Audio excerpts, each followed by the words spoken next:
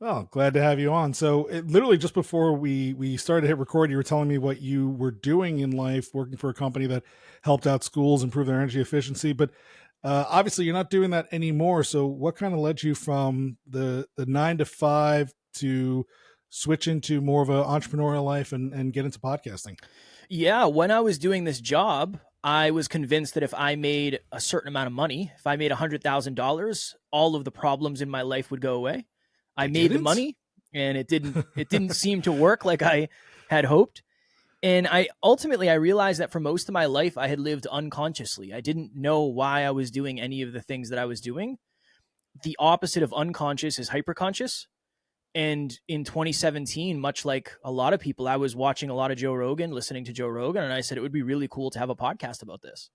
So in 2017, I started a podcast. I fell in love with it.